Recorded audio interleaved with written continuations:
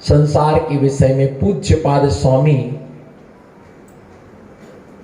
सर्वार्थ सिद्धि नाम के ग्रंथ में लिखते हैं, संसरणम संसारहा, संसरण करने का नाम संसार है। चारों गति से जीव आता है और चारों गति में जीव जाता है। आप किस गति से आए? आप किस गति से आए? आप किस गति से आए? आप किस गति में जाएंगे? ये नहीं पता किस गति से आए और किस गति में जाएंगे। कोई नरक से आया होगा, कोई देवगति से आया होगा, कोई किसी पर्याय से त्रियंश पर्याय से आया होगा, कोई विष्टा की पर्याय छोड़ के आया होगा और कोई निगोद से निकल करके मनुष्य की पर्याय में, निगोद की पर्याय में आया होगा। कोई मनुष्य मर करके निगोद की पर्याय में जाता है और कोई निगोद से निकल करके मनुष्य की पर्याय में, मनुष्य की पर्याय में आता है। निगोद से निकल करके मनुष्य की पर्याय में आना ये पुण्य कर्म का उदय है, और मनुष्य मर करके निगोद में जाए ये पाप कर्म का उदय है। एक सिद्ध में अनंत सिद्ध समाहित हैं और एक निगोदिया जीव में अनंत निगोदिया समाहित हैं। कहाँ समाहित होना है? निगोदिया में समाहित होना कि सिद्धों में समाहित होना है? सिद्धों में समाहित होना है, निगोदिया में समाहित नहीं होना है। चिंता मत करो गुमास्ता नगर की चैतन्य आत्माओं, यहाँ नहीं मिलोगे। बोलो यहाँ, ऐसा करो, यहाँ नहीं मिलोगे तो वहां जरूर मिलोगे। एक सिद्ध में अनंतानंत सिद्ध समाये। अध्यक्ष जी कितनी कोशिश कर लेना, आपको सेपरेट जगह मिलने वाली नहीं है। आप कितनी भी कोशिश कर लेना कि भैया सिद्धालय 45 लाख योजन का 2.5 द्वीप है। कितने? 45 लाख योजन का 2.5 द्वीप है। उस सिद्ध शिला भी 45 लाख योजन की है।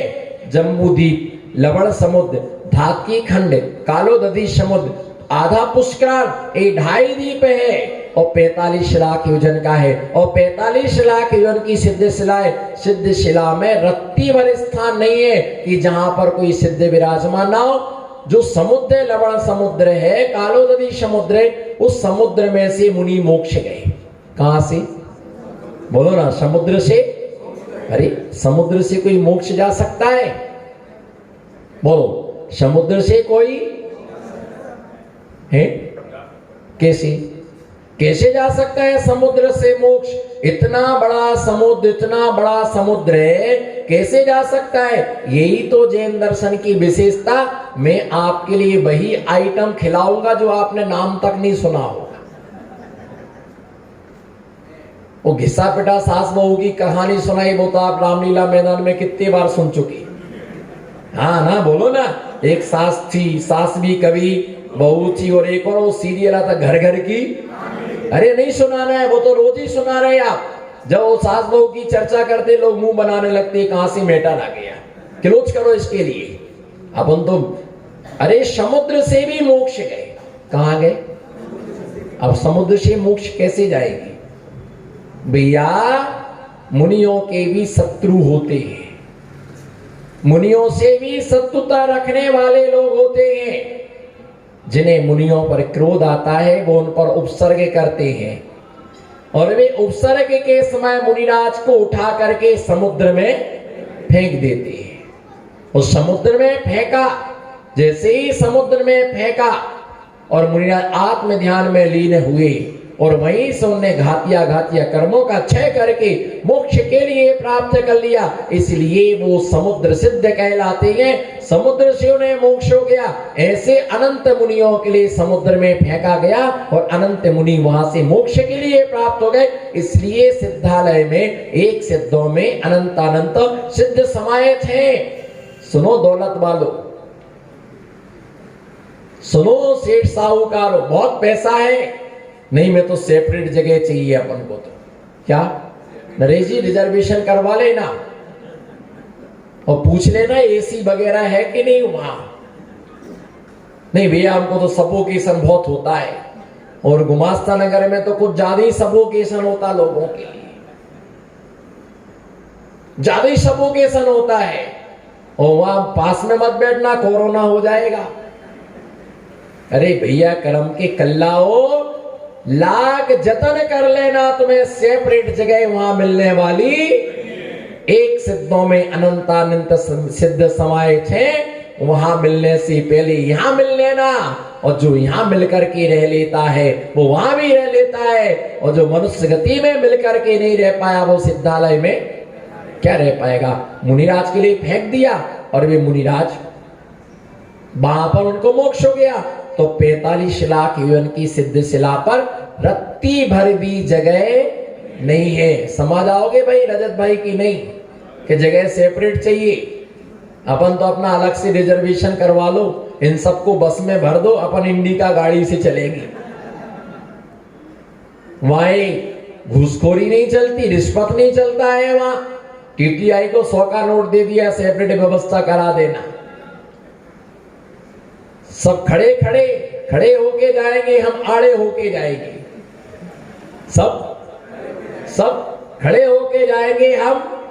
चिंता मत करो, कितने भी खड़े रहो, सबको आड़ा होके ही जाना है, हमको छोड़ के। सिर्फ मेरी बात मत करना, मेरे को छेड़ना मत। मैं समझा दिया आप सबके लिए, मैं किसी को छेड़ता नहीं, मेरी आदत है चौधरी जी, मैं किसी को छेड़ता नहीं हूं।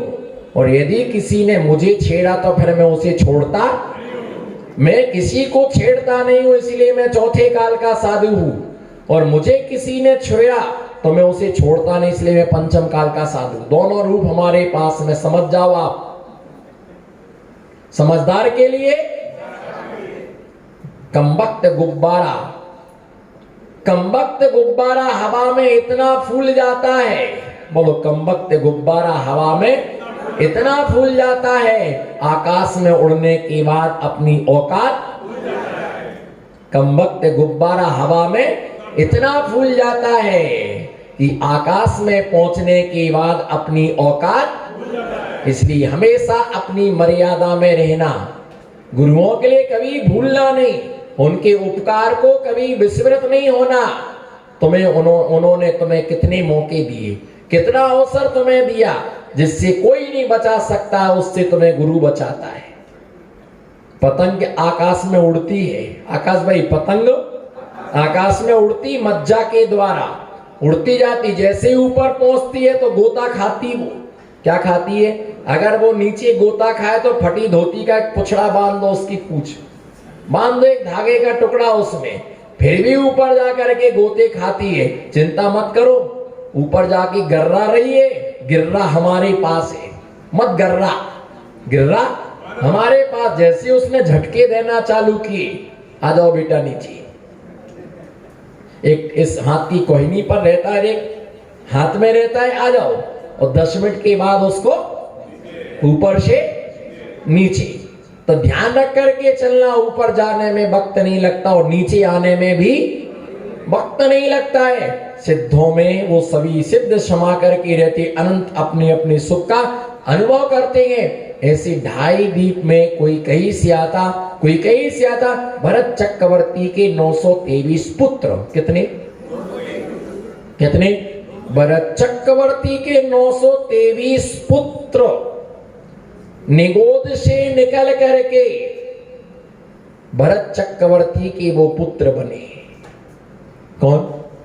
भरत चक्रवर्ती के वो पुत्र बने, निगोद से निकल करके आए। ध्यान से सुनना इस दृष्टांत के लिए। वैराग्य हो या ना हो, कम से कम पुण्य तो हो ही जाए।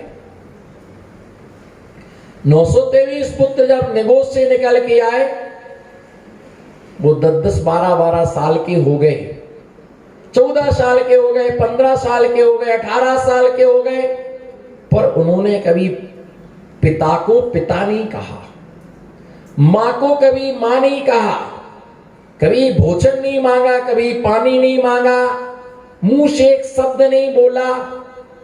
भरत चक्रवर्ती को चिंता थी, कहीं ये गूंगे तो नहीं है। अहो, कोई मौन बैठा हो तो उसे गूंगा मत समझ लेना। आंखें धोखा ना खा जाए। उन्होंने एक शब्द नहीं बोला कि आखिर में बेटे बोलते नहीं है, क्या कारण है। उसे ऐसा डाउट था कि ये गूंगे तो नहीं है। जब एक बार भगवान महावीर वह आदिनाथ स्वामी के समोषण में गया, वो आदिनाथ स्वामी के समोषण में जब वह पहुंचा, आदिनाथ स्वामी से प्रश्न पूछा, हे स्वामी, मेरे पुत्र बोलते नहीं है, मेरे पुत्र बोलते नहीं है, क्या कारण है। मेरे पुत्र बोलते नहीं है, उसका क्या कारण है। मेरे पुत्र बोलते नहीं है, इसका क्या कारण है। तो आदिनाथ स्वामी ने दिव्य धुनी में बताया कि तुम्हारे 923 पुत्र प्रथम बार निगोद से निकल करके आए हैं। ये गूंगे नहीं है, निगोद से निकल करके आए हैं, इसलिए इनको गूंगे रहने का संस्कार पड़ा हुआ है, पर ये गूंगे नहीं है, तद्भव मोक्षगामी है। ओहो, प्रथम तीर्थंकर के मुख से ये शब्द सुन करके उनका हृदय गदगद हो उठा और उन्होंने दीक्षा का भाव बना लिया कि मुझे जैनेश्वरी दीक्षा लेना है। जब भरत चक्रवर्ती जाने लगा दिव्य ध्वनि सुन करके, तो उन पुत्रों से कहा कि तुम भी साथ चलो। उन्होंने कहा कि पिताश्री आप लोग चलो, मैं आ रहा हूं। लेकिन उन्होंने कहा कि नहीं नहीं, सबको साथ में चलना है। तुम लोगों का इरादा मैं समझ रहा हूं कि तुम्हारा दीक्षा लेने का भाव है। पिताश्री मैं तो अपनी मनुष्य पर्याय को सार्थक करूंगा, मुझे दीक्षा, हम सबको दीक्षा लेना है। और उसमें 2 पुत्रों के नाम थे, यथा नाम तथा गुण। नाम सुनते ही देह में उत्पन्न होने वाली रोमा बलि खड़ी हो जाएगी। उनमें 2 पुत्रों के नाम थे, एक का नाम था जिननाथ और दूसरे का नाम था मुनिनाथ। एक पुत्र का नाम था जिननाथ और दूसरे पुत्र का नाम था मुनिनाथ। भरत चक्रवर्ती ने बहुत कहा कि आप चलिएगा, लेकिन जाने को राजी नहीं हुए। तब भरत चक्रवर्ती ने क्रोध में आके कहा कि तुम सब पहले कफन मेरे हाथ पर लाके रख दो, फिर तुम्हें जो करना हो तुम करते रहना, पिता की आज्ञा नहीं पालते हो। आखिर में विमान में बैठ कर के उन्हें वापस जाना पड़ा। जब वो वापस गए, उन्हें अवसर मिला। वो अवसर मिलते ही 900 के 923 के 23 पुत्र सीधे वहां से निकल करके आदिनाथ स्वामी के समोषण में गए और अपने दादा से हो दादा के सामने वो दीक्षित हो गए। 900 के 923 पुत्रों ने जिनेश्वरी दीक्षा को स्वीकार कर लिया, मुनि दीक्षा के लिए स्वीकार कर लिया और अपने आत्म ध्यान में लीन हुए।